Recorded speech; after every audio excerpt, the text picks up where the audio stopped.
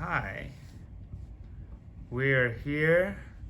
The date is December 20th, 2020. At the end of a long year. And who are you? Tell us your name and how old you are. My name is Opal Webb, and I am 101 years old. 101 years old. Yes. And how many children do you have and what are their names? I had a son and then a daughter. Mm-hmm. And how old are they? Oh, let's see, Buck is 79, he'll be 80 next year. That's right. And Maureen is 7 years younger. Yeah. Does that add up? I think that sounds about right. Okay. And how many grandchildren do you have? I have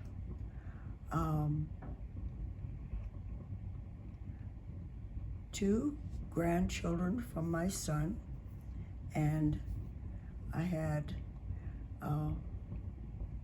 let's see, it's 4, Yeah. and 1 passed away Yeah. From your daughter. from my daughter. Mm-hmm. And And- how many great grandchildren do you have? I have 9 great grandchildren and 1 great granddaughter. Right. 1 great. Right. Okay. And can you tell us, in your life, when you think about your life, what are you most proud of? Oh, that's a lot that I'm proud of, and it's hard to put them in because I'm proud of so many wonderful grandchildren and great-grandchildren, and I would hurt somebody's feelings. Well, what are you proud of? What am I proud of? Yeah. I'm proud. For yourself. I'm proud of the fact that, not proud, it's more grateful. Uh-huh. I'm more grateful for a life of what has been just absolutely amazing. Because I've gone through just about everything there is to go through. From depression and wars and viruses, and this virus we have now, we were not afraid like we are with this one, and yet they were very serious, but we were taught not to be afraid. And if we said we didn't feel very well, my mother would say, "Oh, that's too bad, because we were going to go to the mountains or the beach." And right away we said, "Oh, we're okay. And we'd go to the mountains and the beach, and that was it. And I owe that to the fact that I've lived such a long life, to really see the positive side of life, which my parents were very positive thinkers and wonderful people. So my life has been unbelievable, because I was not expected to live for 7 years, and I was healed and lived to be 101 instead of the So doctors. far. Yeah. So gratitude is at the top of the list always, because if you're grateful for what you have, then you're fit to have more. And whatever has been is required, and what is supposed is whatever is. So you just have to Yeah. be so grateful every minute of your life for and I went to a concert when I was around 7 or 8 years old, and I heard a cellist play, and I told my mother, I'm going to marry a cellist when I grow up. And a young 19-year-old boy moved next door who played the cello, and he was after me, and I married him, and so I had a cellist playing for me for 38 years, playing the cello, and What was there a particular piece that he would play that you loved to hear? yes, there was. I used to pick little fights with him, so he would go home because he lived right next door, and I would pick a little fight with him, and he would go home, and he'd dig into that cello, and when he dug into it, it was like getting right down into your soul. And I'd say, oh, isn't that beautiful, isn't that beautiful? And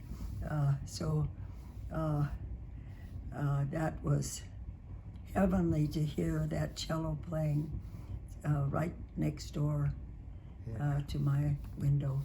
Yeah, what was did he have a go-to piece he played? He played the Bach unaccompanied suite, and I've always loved those Bach unaccompanied suites there, because that's the first thing I heard when I was little. Yeah. So they're especially very precious to me. Yeah. And being with all my grandchildren during their lives was just so wonderful. And I used to pick them up from school and say, where would you like to go?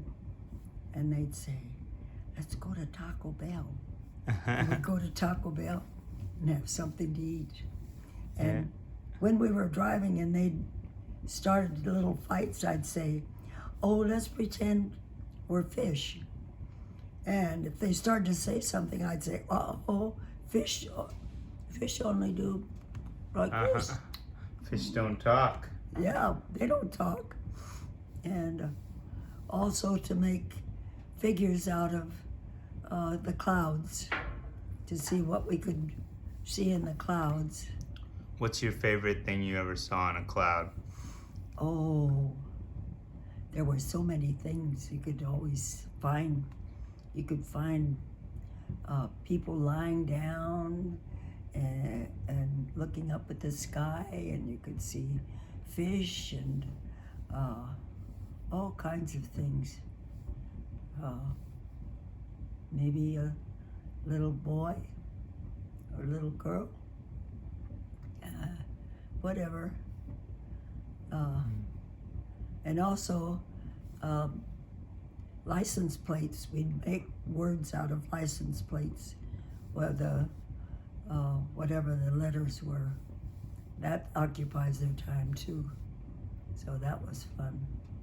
And going to their games was wonderful. Oh, that was so wonderful. Watching them play soccer or whatever. Yeah. And also to their performances. Oh, how wonderful. How wonderful. And taking them to lessons, different lessons, was so wonderful. Yeah. What a wonderful life. And there were a lot of hard times too, I can tell you. Okay. Yeah. Times when we didn't have anything to eat. And I had this one job that the man owed me for 6 weeks. And my husband was selling his paintings because he was out of work at the time. And he would paint all day and sell his paintings for practically nothing. But we'd have enough to have food was so cheap in those days. You could get a full course meal for 25 cents with a drink and vegetables and even a dessert for 25 cents. And so That's good. yeah. And the hard times were the best lessons because you learn to spend your money wisely. And we had 2 little closets. All the closets in those days were very, very small because you had clothes for the work and then you had clothes for church. And that was it. So the clothes closets were How many pairs of shoes do you have? we had a pair of I actually had 1 pair of shoes when I married Virgil when I was 18, and they were high heels, and I wore those high heels to work from it was from Pico to 5th Street on Western, and then Virgil. Is this in Santa Monica? No, in the Pico valley. to Pico to 5th Street? Let's see. Yeah, Pico to 5th Street.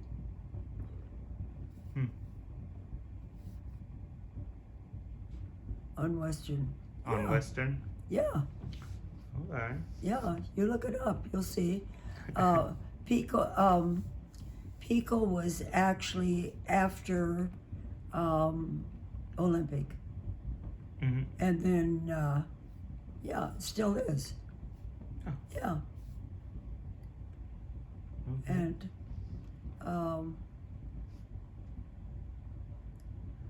What was your favorite job? what was my favorite job? Yeah, that you ever had. Oh, that I had? Well, I think it was, we had been in business after Virgil retired from the Philharmonic. We went into business, and I think that was the most rewarding because we met so many wonderful people, a lot of celebrities, and I don't know how many people would know the ones we know, well, like Burt Lancaster and Jimmy Cagney and so many of them. Cloris Leachman. Yeah. Oh, tell that story. That's fun. Well, this is a little on the shady side. Anyway, We'll forgive you. she was a customer of ours, and so she called and said she needed Virgil to come back to her place, and so he went back, and when he arrived, she was in a negligee, a very, very see-through negligee, was very sheer, and she looked at his eyebrows and said, "Oh, Virgil, I love those eyebrows." And he turned he turned around and ran, and he came home and he said, "If Cloris Leachman calls me, I'm not here."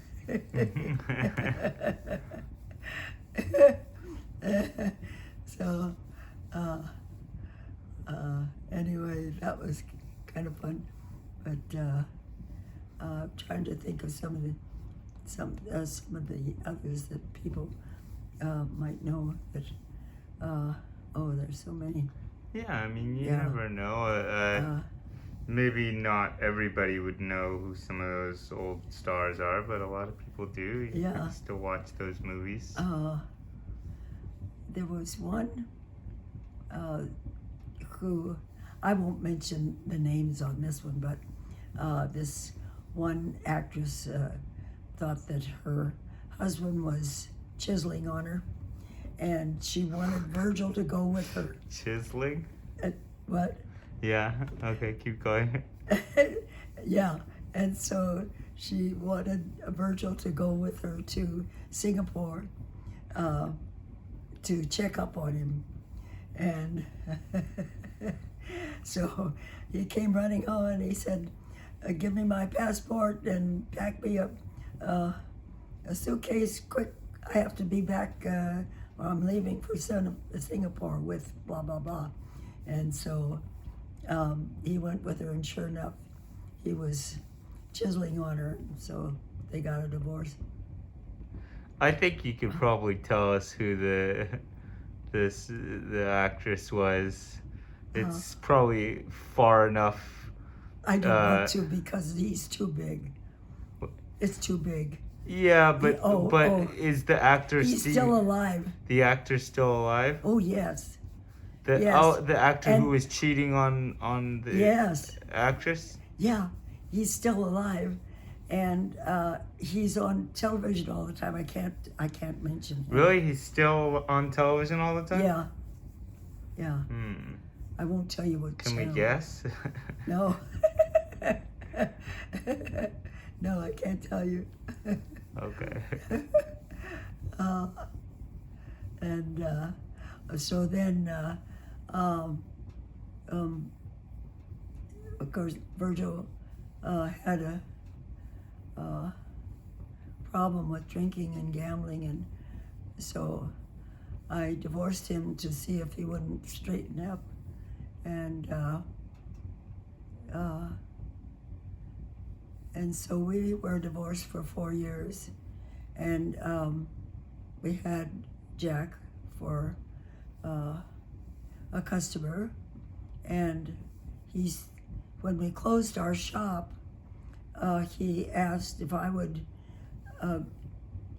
go to his office and take care of just his finances. And so I did, and I had a beautiful office with a walk-in safe, and I stamped all his signature on checks and took care of his finances, and I did a good job.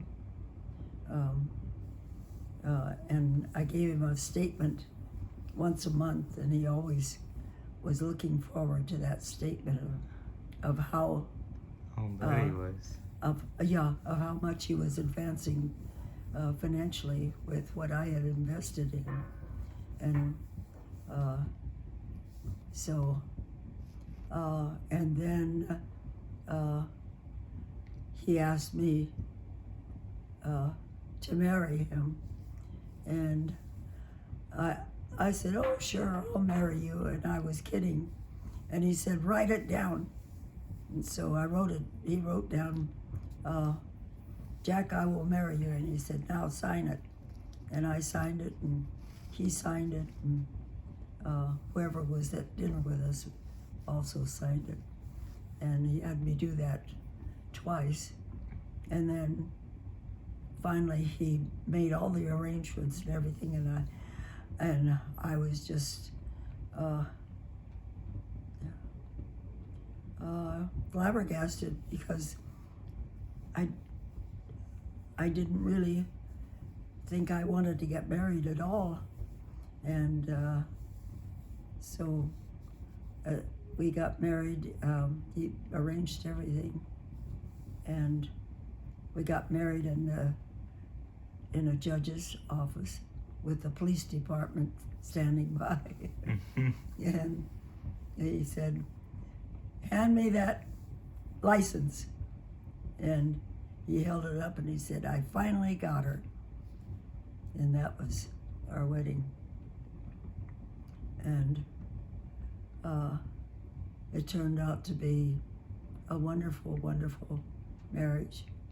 So I lucked out twice ahead. Just a wonderful, wonderful.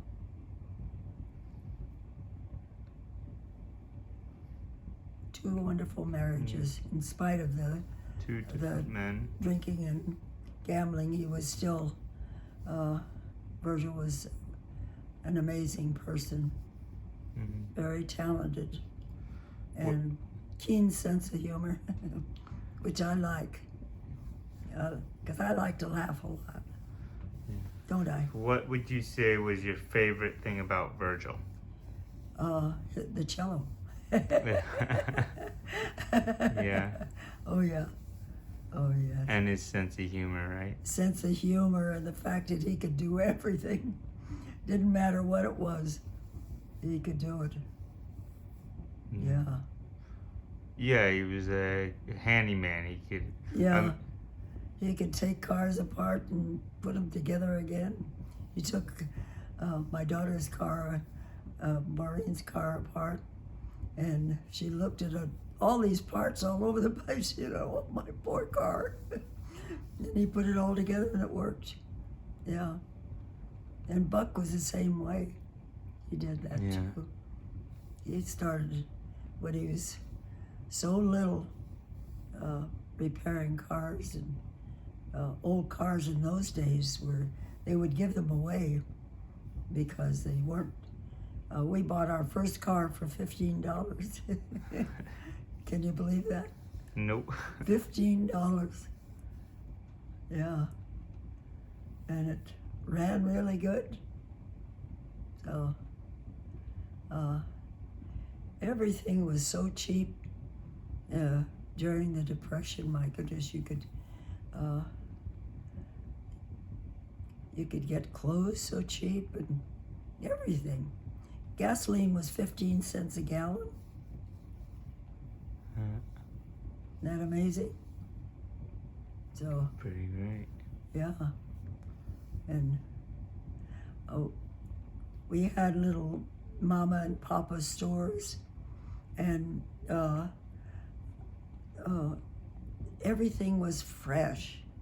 All the vegetables came right from the farms, and the bakery was close by. You could smell the bread baking. And a big event was when they started slicing the bread. Oh, we're getting a phone call. Yeah, it's Dee Dee. Alright. I can't get up. Keep talking. See, I told you. Of course. And Call from Davidson D. Okay. yeah, the bakeries were close by. You could smell the bread cooking. It was wonderful. And did I finish that about the fact that they started slicing the bread, and that was a big event. Oh, we didn't have to slice bread anymore. The greatest thing since sliced bread. We didn't have washing machines. We didn't have dryers. We didn't have, oh my gosh, we had irons that you had to heat on the stove, and you would burn a lot of things. And we had to iron men's shirts and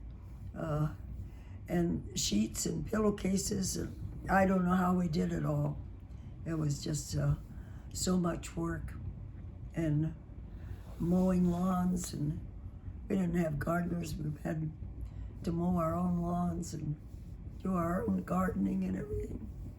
I don't know how we did it all. Everybody worked, and so I've been a hard worker all my life, and it hasn't hurt me much at all. So life is what you make it, and gratitude is really at the top of it all. Be grateful for what you have, And one of the most inspiring people in this is this Nick, who doesn't have arms and legs, and he's so successful. He travels all over, and he's such an inspiration to everybody. And he swims and does so many things. And Well, you used to swim, right? oh yeah, So you. yeah. I did 50 laps every night in a junior Olympic pool. Yeah. So swimming's good. It's good exercise, and I started out with barbells too at the gym, and that's good exercise. What And- made you decide to that you wanted to like exercise with barbells and swim all that like that? Well, Virgil was the kind that you'd say, you need to lose a little weight right here.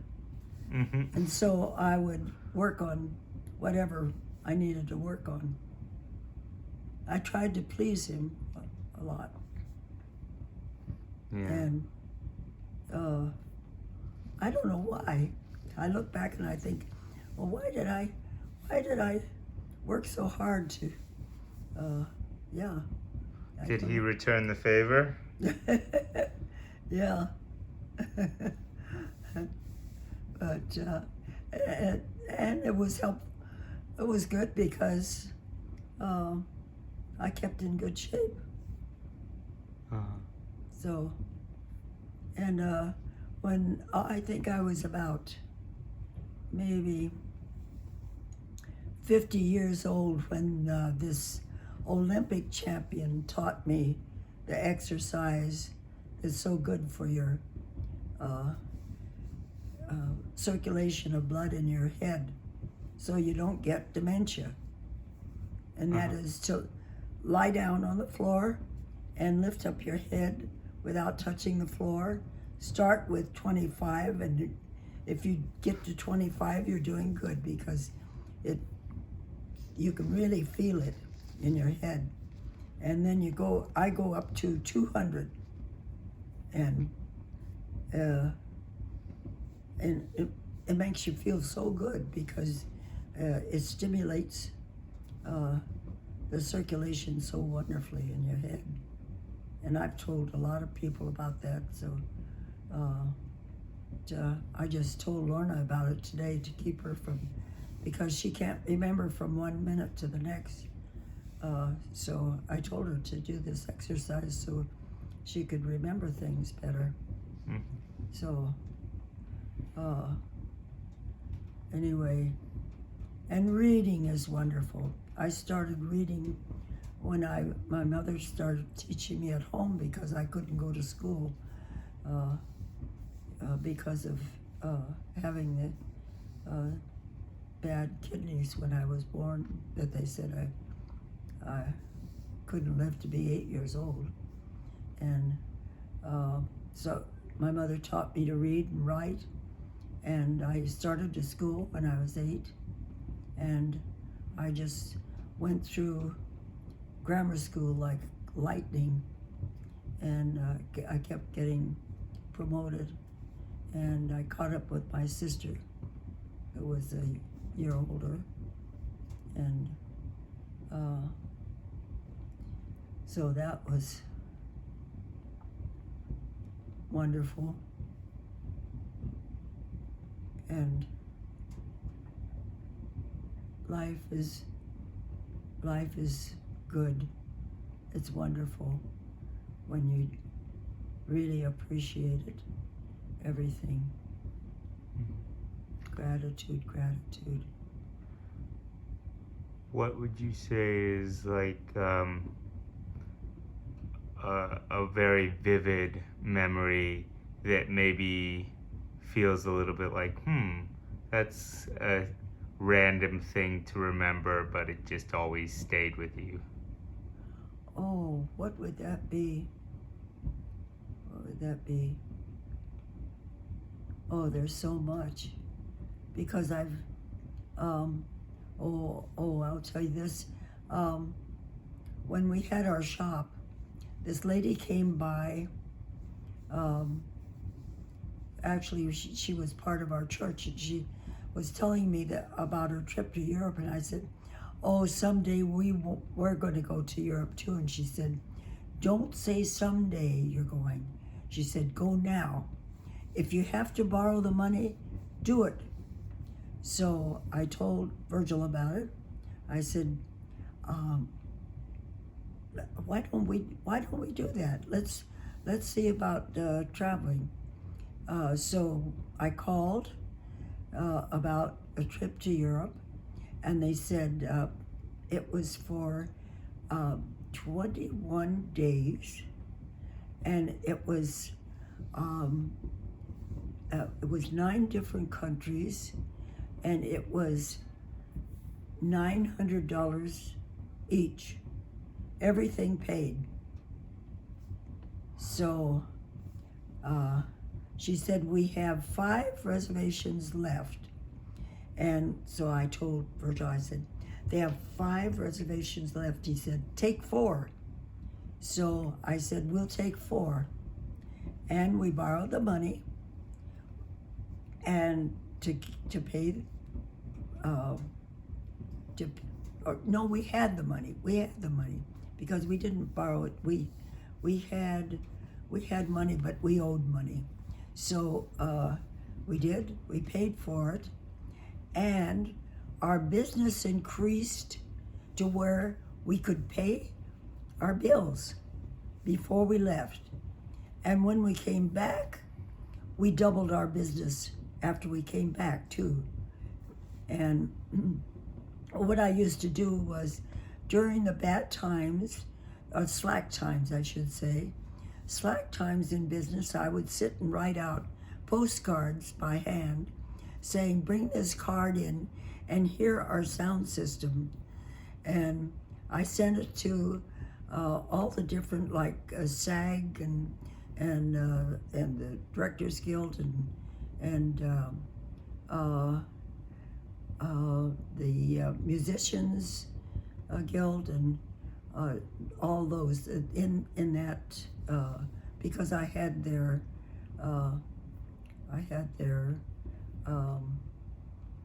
books on who were members. Mm-hmm. And that's how we got all these customers. And during times when other businesses were slack, we were doing business, which was absolutely wonderful. And our business grew and prospered. And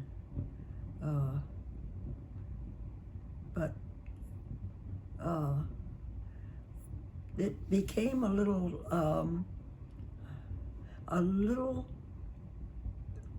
scary because we had there was one man who came in and he said he wanted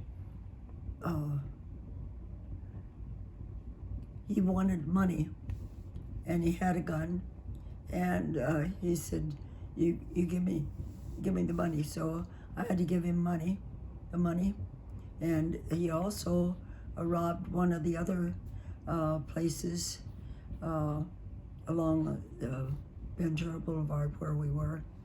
And then there was another occasion where a man came and he picked up a recorder and ran out the back door, and Virgil ran after him, and he was gone quite a while, and I thought maybe the guy had shot him. So anyway, it was becoming dangerous because I was alone in the shop a lot while Virgil was out installing. So we closed the business, and Virgil worked from home, and then I got the job with Jack after we had him for a customer. And Johnny Carson on one show that he had, he said, I don't like to drop names, but he said, I was over at Jack Webb's last night, and he has the best sound system I've ever heard. And we got loads of business from that, too. So, just, I call it life unfolding. And that's what it does. It unfolds. And that's what brings success, is just knowing that everything's unfolding for you. And it will. I know, because it has for me. And every day is a wonderful adventure. So,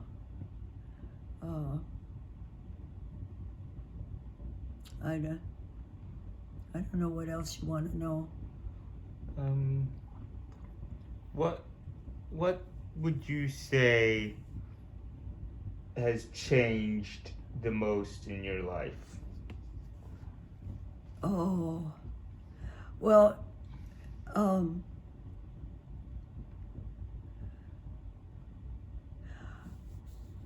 that's a hard one. It just gets better and better, because all of the hard times that you've gone through, you look back on those as the most wonderful times, because you learn how to survive through just about anything. I think about how we went for 6 weeks with hardly anything to eat, Virgil and I, when before he got into the Philharmonic, and we both survived, and the most we borrowed was a quarter from his sister when we needed some gas, and we got by with so little food. We were both just absolutely skin and bones. And I remember some of the people that I worked with, they had members of the family who were working, and we were too proud to ask for money. And I was so hungry this one day, and this girl had a chocolate bar, and she said, "Would you like this?" And I said, "Oh no, thank you." She threw it into the trash, and I can still see that candy bar going into the trash, and I'm thinking, oh, that was so, and I couldn't dig it out. There was too much trash in the barrel. So You wish you had said, "Sure, I'll take it." yeah, but I was being polite. I thought she was just being nice, that she really wanted it. So I said, "Oh no, that's okay," and so into the trash it went so fast. So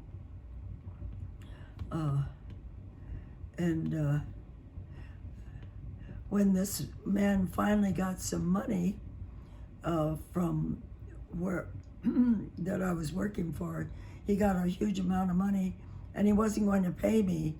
And I had worked across the street for the man across the street, and he had gotten me this job. And his wife had taken over because their business was not good enough to pay me. So he got me the job across the street at this place that sold actually they were for cocktails.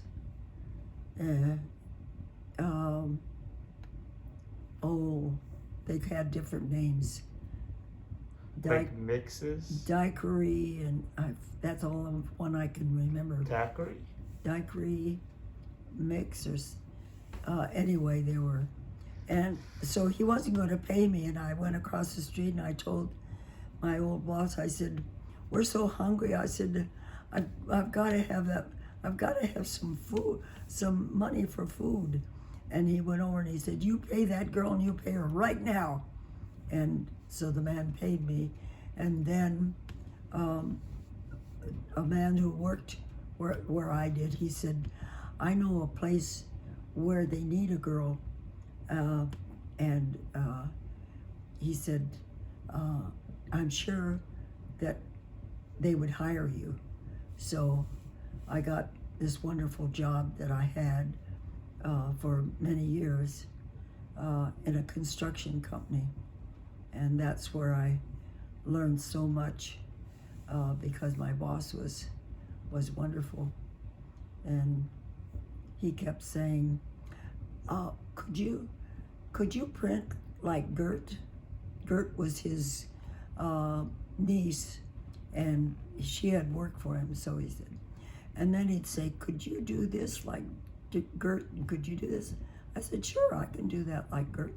So I did it, and then I got pregnant with my son, and he came to the hospital and he said, I can't stand Gert. She came back to work for me. I can't stand Gert. When can you come back to work? And so I went back to work when I got out of the hospital and started working for him again. And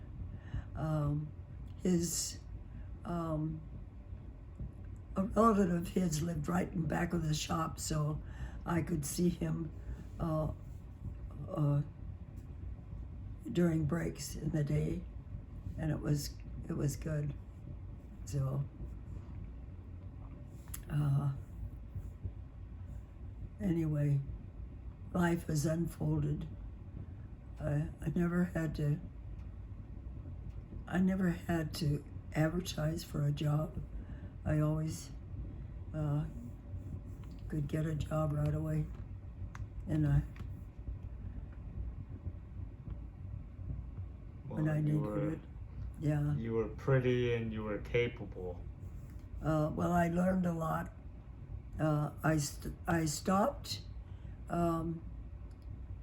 I quit school when I was 15. I just had another year to go because I had been promoted all the time. So anyway, where was I going with this? So I started working in this office when I was 15, just before Social Security came in. It was just a few days before Social Security came in, and I was almost 16, just before I was 16. And then I went back to, I had gone to Northwestern University and taken up, then I went to Northwest University downtown Los Angeles. There was a schooling, and I went there and took shorthand, typing, and bookkeeping. And so then I was able to get a job when I was just before I was 16.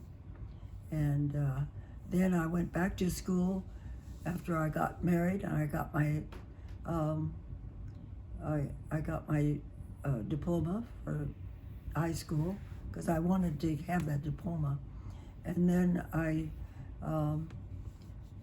when we had the shop, I guess it was before we got the shop, because I walked to Valley College, and I took a lot of courses there, and I took business law, and I was able to do some work on my own, and I won 4 different cases. And so I've had a busy life and a wonderful life. Yeah, wonderful life. What's What is your earliest memory? My earliest memory, and I don't know if it's because of the picture, but I had my picture taken on an alligator. Riding an alligator? No, just sitting on it, and I was probably about 3 years old.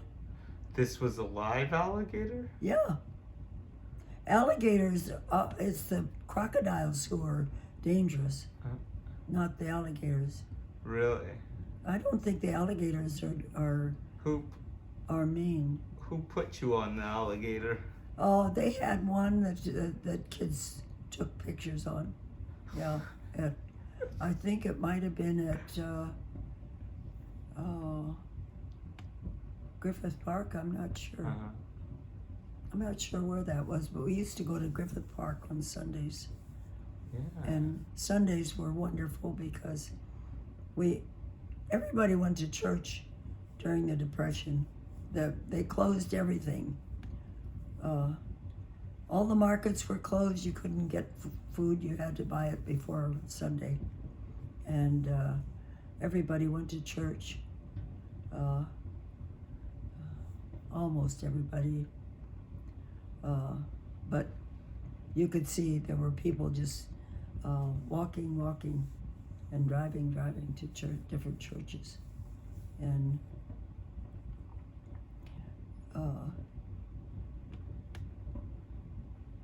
that was, and then we would go to Griffith Park, and the men would play horseshoes, and the ladies would do different, we had a lot of games going, yeah. What kind of games? I'm trying to think of what the games were mostly then. Kids used to play hopscotch. That was on the sidewalk, and you had a different way to do it, and you had jumping from one to the other and coming back again without tumbling over, and hopscotch, and because we didn't have the things that children have now. We had a little red wagon during the Depression that we used to go from door to door and say, do you have any food at all that you can spare, because there's a family down here of so many children and mother and dad, and they don't have anything to eat at all. And we would collect food, and we got down to, we had crackers and milk for dinner one night, and my mother started crying, and I asked her, I said, why are you crying, Mother? We always had to call her Mother. Mm-hmm. And I said, why are you crying, Mother? And she said, I'm not crying because, I'm crying because there are people who don't have crackers and milk. And that was a big lesson, too, that to be grateful for every bite you take, because there are people who don't have anything to eat at all. Now it's really bad, too. People on the streets, and they don't have a home, they don't have food, they don't have, and winter coming on, they need it. They need a cover over their heads. So we have to be grateful, so grateful, so grateful. There was something else I wanted to tell you. And what was it about those days that I thought about? It'll come back to me. But so many instances of being so grateful. And that you have to say when you look back, you say, oh, that was wonderful. I learned so many lessons from that. Every trial you go through makes you stronger and stronger and stronger. Yeah. And the more you can be independent, the better off you are. So you just keep trying, and it all unfolds. It all unfolds. So What would you say is a challenge or a trying time that you learned the most from? well, the hardest part, I think the hardest part of my life was with Virgil and his drinking and gambling, because he was such a strong person, and he was what you call a periodic drinker, where every 3 months he'd go for 3 months and not drink, and then at the end of that 3 months he'd go on a binge. I wouldn't know where he was, and I would call the hospitals and call different hotels to see where he was staying. And we had a job in the north at the Madonna Inn, and he was on that job, and then Setting up sound system? yes, sound system in the Madonna Inn, and oh, that's another story too. And he had been gone for 2 weeks, and I didn't know where he was. I called the hospitals. I started calling the hotels around there, and I would just call and say I'd like to speak with, and mention his name. And this one time I called, and they said, oh yes, and I said, I said, don't bother him, I'll surprise him. And so I took a bus at 3:30 in the morning, and they let me out at the ramp, and I walked and walked until I found the place. And I knocked on his door because they told me which cabin he was in, and I knocked on the door, and he said, oh, I haven't been drinking, and I looked under his pillow and there was a bottle. So I said, come on, you're going home, and I took him home. And on that job, that's another story too. On that job, this one man that worked there said, that had worked for this man, said, oh, you'll never get your money out of that guy. He just doesn't pay. So I said, don't worry, we'll get our money. So I went there, and there were a lot of people around, and I said, I came to collect, and I'm talking loud enough so they could hear. I came to collect the money that you owe for the job. And so he was embarrassed, and he made out a check, but it wasn't for the full amount. And I said, oh, there's more. I said, you have to make a check for more, because that's not all of it. And I gave him the bill, which he already had anyway. And so he had to do it. And so we stayed overnight. And then, Virgil went home, and I stayed overnight. And I went to the bank first thing in the morning, and the man said, I can give you a cashier's check. So he gave me a cashier's check for the whole thing, because of the fact that I didn't, I didn't have I've forgotten why that was, but anyway, he did. He gave me a cashier's check, and so he said, "This way, there's no way that he can back out of it," because he knew his record. So I called Virgil and I said, I got it. And I took a bus home, yeah. And so that was really some experience. And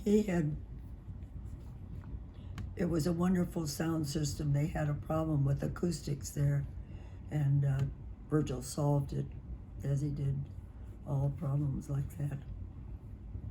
So he also invented an echo chamber that he never had patented, and somebody got the patent on it, and they used it. Echo chamber. Yeah. So. What's an echo chamber? What is what? What's an echo chamber? It's where the sound is like an echo. Yeah. They use it at the studios a lot. Yeah. Like, okay, in like recording and stuff? Yeah. Yeah. Yeah, he was smart. And he did a lot of work for the studios. They'd say, Virgil, can you do this? Would you do this? Oh, yeah, he'd do it. So he did. Yeah. He was well known among so many people. He knew everybody. You just mention his name and people say, oh, I know Virgil. This one doctor said, when he heard that I divorced him, he said, she should have divorced him a long time ago. But he was so wonderful that it was hard to watch such a man with such a strong will to not be able to, he hated it. He just hated drinking, and he would go right back at it. Yeah. If people only knew what they're in for with alcoholism, and it's far worse than this virus we have now, that's for sure. More people are killed, and people, I know so many people have been hit by drunk drivers, and it's not good. Run from it. Yeah. What would you say some of the biggest mistakes that you've seen other people make that have hurt them? Oh, well, we all make all kinds of mistakes in life, and the mistakes that we make are stepping stones, because you can't judge another person. If you've done things you shouldn't have done, then you can't judge another person. So the things that you've done that have been that have worried you, and to say, why did I do that? Why did I think, boy, I learned a lesson from that. So those are times when you really learn lessons, is when you do something and you think afterwards, why did I do that? And just know that you've learned a lesson. You won't do it again, because you learned a lesson, and you won't judge other people for doing the same thing. So being judgmental is, and someone said to me just recently, oh, look how fat he's getting. And I said, don't look at the fat. I said, look at his soul. That's where you should be looking, because that's the part that's so good. And so she, oh, I like that. And there's that one lady that keeps wearing the same thing all the time, and that's her character, and it's and I think, oh, I love it because that's Pam. That's Pam. And we have another friend who has really bright red hair, and I love it because I can spot her whenever I'm out and I happen to bump into her in a crowd. I think, oh, that's got to be, you know who I'm talking about? Ah, With bright red hair? maybe. Yeah. So, and I love it because that's her character. Yeah. And as far as wearing the same things, my gosh, oh, that's nothing, because, as I say, we had, instead of buying new shoes, we got the hand-me-downs from, like, well, I had a sister who was a year older, so I got her shoes and they were always resold and resold and resold. And we polished our shoes all the time because they were so old. Mm-hmm. And they were threadbare. When they finally gave up, boy, they had been used and used and used and used, handed down from one to the other. And same in Virgil's family, because of having 9 children. They had to have hand-me-downs all the time. And all those kids worked hard. They worked hard. Virgil mowed lawns and washed dishes for his cello teacher in order to have his lessons. And with playing an instrument like a violin or cello or any stringed instrument, why your fingers have to not be all calloused, but he had to do it in order to get lessons. So that was life in those days, which didn't hurt either one of us at all. I did a lot of babysitting, and my mother used to send us to people's houses when the mother was ill. She would send us to their houses to take care of the kids and cook the meals and everything. And that was quite an experience too, because there were a lot of bad housekeepers. and I always cleaned the whole house when I went. So, but it didn't hurt me. And I always liked seeing it nice while I was there. And then you go back to those places, and in one day they do it right back to where it was before, because so people like to be in messes, I guess, sometimes. So, and I don't, you know that, don't you? Well, there's always new messes to be made. Yeah. So,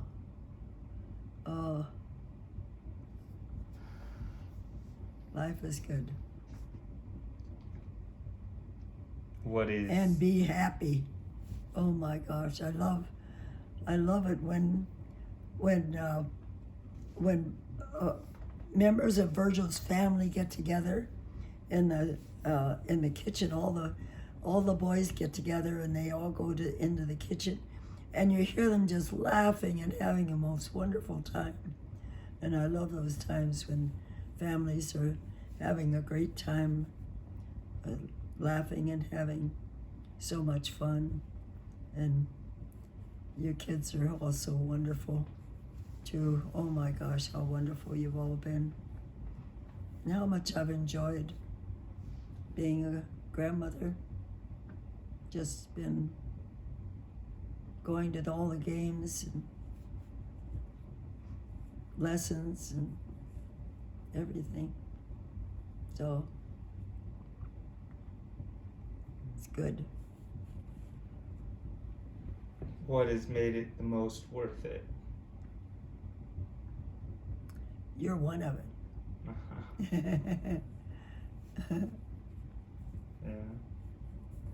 Yeah. And before I jump, I know that I'm going to see something really wonderful. Yeah.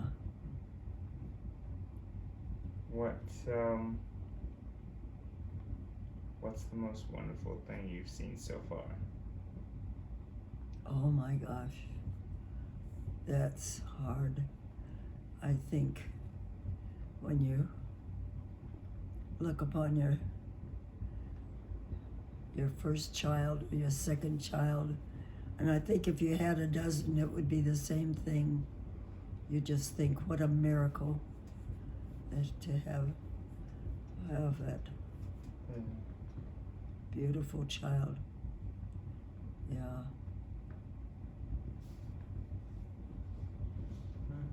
What's a development, invention, change in our society that you think made the biggest difference in your life? Oh, well, I can tell you right now that the washing machine and dryer are just unbelievable. If you knew how we had a big metal, not a pan, that we had a scrub board. It was, I don't know if you've ever seen a scrub board. Have you? Yeah. Yeah. Well, in like movies and pictures. At Yeah. least. And our hands would just be raw, and I mean raw, from scrubbing all day long. All day long on Monday we scrubbed, and we did the pillowcases and the sheets and all the clothes. And thank heavens we didn't have many clothes. That was a blessing. But they got washed, all washed once a week. And we had to hang them on the line to dry. And that's why we had screen porches, because in the wintertime we had to dry them on, we had the clotheslines on the screen porches so that we could hang the clothes there in the wintertime to dry, because we couldn't hang them outside. So, and it was a bar of soap this big. It was called Nell's Nell's, I can't say it. Nell's. It was I think it was NELPHA. Nalpha?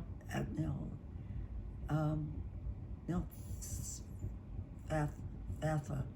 Anyway, and it was, I think it was like an orange color, and we didn't have like this wonderful detergent we have now,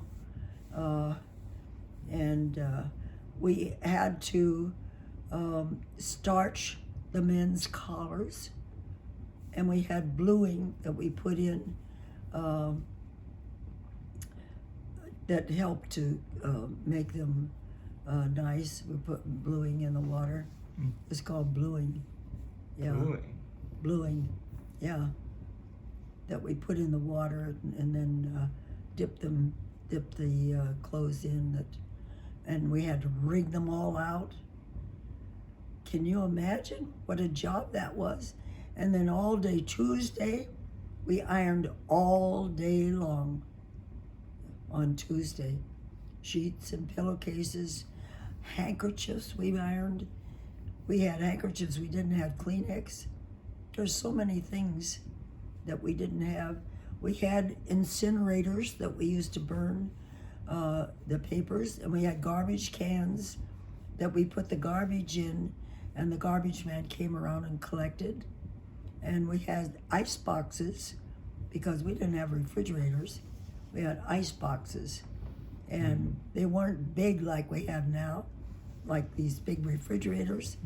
They were just enough to, because we had to have, in one section it had to have the ice, and the ice chunks were about this long and about this thick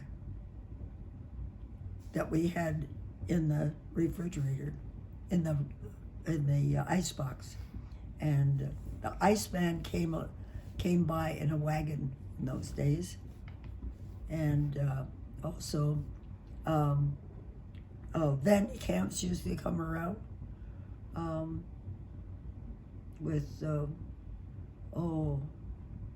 and a rag man, and it came in with a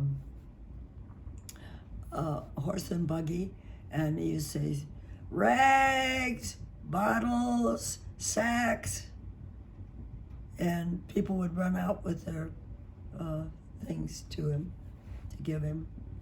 And we had milk delivered in bottles every day, and everybody drank milk, lots of milk.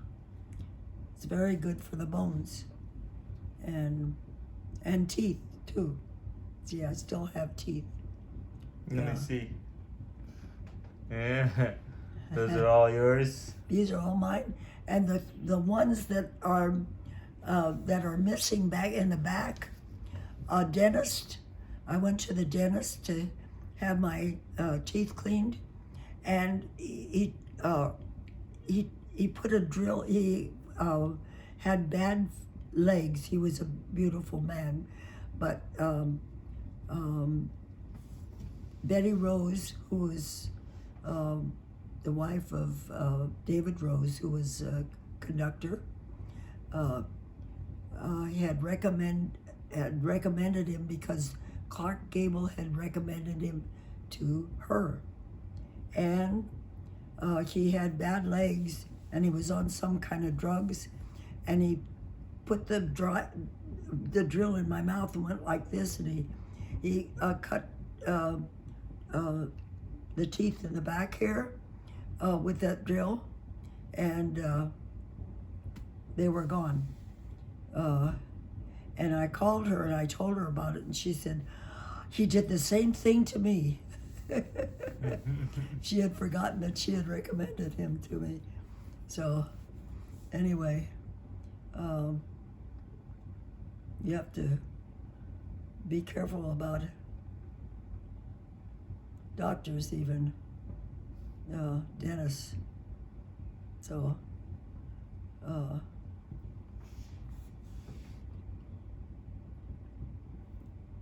I've had a lot of experiences that have been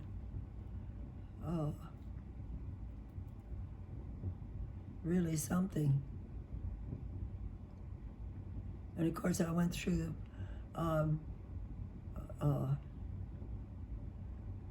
I was traveling in York, England, and fell in a pot. What do you call it? Chuck hole. Chuck hole. I fell into a chuck hole, and they were going to amputate my leg. You remember that? Yeah.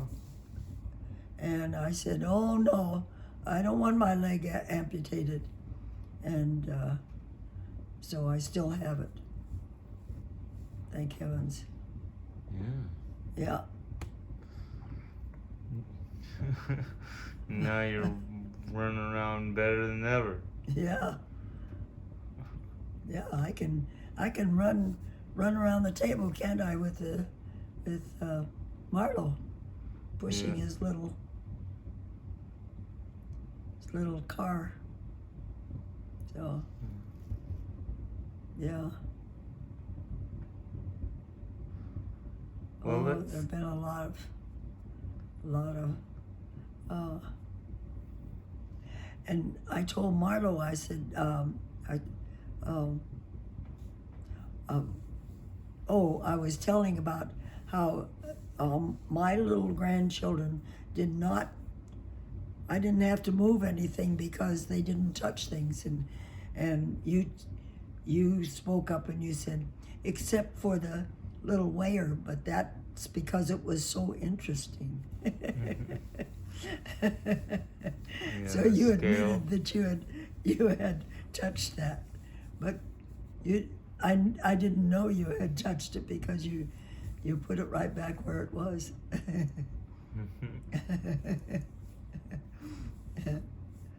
So, and you kids were all so wonderful. Oh my gosh, watching you perform.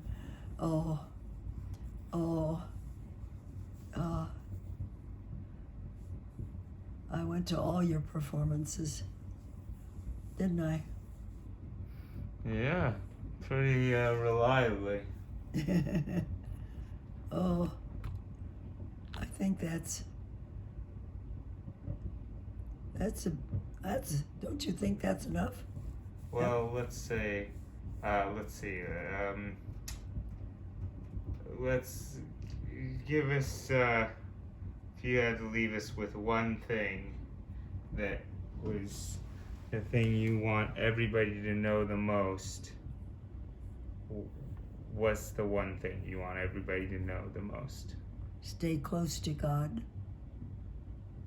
and your life will be absolutely heavenly. Heavenly. Yeah. When I was little, we said our prayers. We kneeled beside the bed every night. We said our prayers. And every time we ate a meal, actually dinner time was the time, because breakfast and lunch was usually busy, but at night we always said a prayer of thanks to God for the food that we ate. And that's important too, to be grateful for everything. Everything. You didn't take anything for granted. Nothing for granted, no. And there was how would you like to trade lives with people who had no arms, no legs, or anything? Are you grateful for what you have? Because if you are, then you're fit to receive more. But you have to be grateful every minute of your life. The first thing in the morning, the first thing I say is, thank you, dear God, for everything, because my life is so beautiful. It's so beautiful. So rewarding. Okay, last thing. I want to see. I'll help you up. Stand up. Oh, wait a minute. I can You get up. can get up, yeah. If I do this. You don't need my help. Yeah. Mhm. See? Okay, and let's see. I want to see how you move at 101 years old. Okay. All right. Come on. I gotta follow you. Hold on. Let's see if I can. I lost you. Come back. Oh, there she is. All right, I'm following you. Where are we going? Oh, where do you want me to go? Where do you want me to go? I can go around that table like. Here we go. Here we go. Here we go. All right, let's Here see. we go. Here we go. Here we go. Yeah, would you say that keeping moving has been a good Move this. secret? And this is how Dee Dee and I do after we play a game. We go like this, and you just want to be careful not to knock your hands on these corners there. Yeah. Yeah, that's not fun. Whoa. 101 years old, huh? Yeah, how's that? Oh, I'd say And that's you pretty see- good. And you see, I'm not even puffing. I'm not puffing. No, you're Not a very. bit. Yeah. Okay. Okay, can you say bye to everybody? Bye bye, everybody.